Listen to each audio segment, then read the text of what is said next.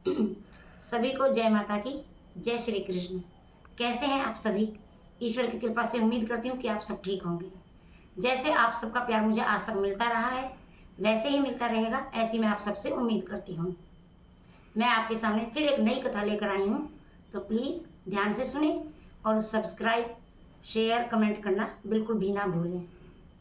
तो एक थी रतिवंती जी, और वो इतनी भागवत भक्त थी, इतनी परम भक्त थी कि वर्णन भी नहीं किया जा सकता। तो वो भगवान जी की सेवा में बहुत रहती थी। उनको स्नान कराना, भोग लगाना, यहाँ तक कि खुद उनकी ड्रेस सिल सिल के पहनाना, मतलब वो हर समय भगवान की सेवा बहुत ज़्यादा करती थी और कन्हैया जी को बहुत ज़्यादा मानती थी। और कन्हैया जी की कथा कहीं पर भी हो, वो जरूर जाती थी। बिल्कुल भी नहीं, हजार काम छोड़कर भी वो कथा में जाती थी। सिर्फ कथा वो छोड़ती थी तो तब जब वो कोई भगवान जी का ही कोई कार्य कर रही हो, भगवान जी की ही सेवा में हो। तो एक बार क्या हुआ, वो भगवान जी का भोग बना रही थी और कहीं पर कथा में जाना था, तो इस कारण वो कथा में नहीं जा पाई। तो उन्होंने अपने बेटे को भेज दिया।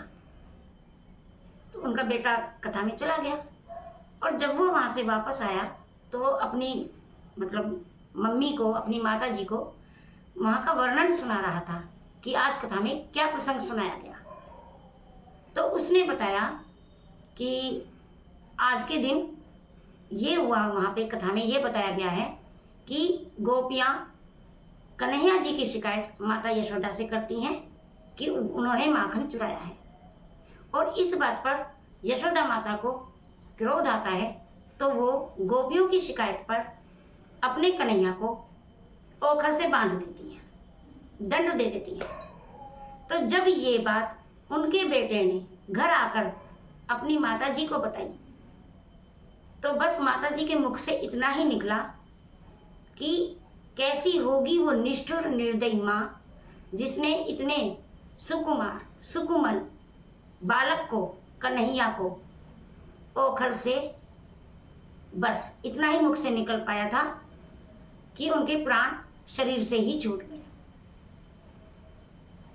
उनका मन इतना आहत हुआ कि वो इस वाक्य को पूरा भी नहीं कर पाई, और उन्होंने अपनी देह त्याग दी और परम धाम को चली गई।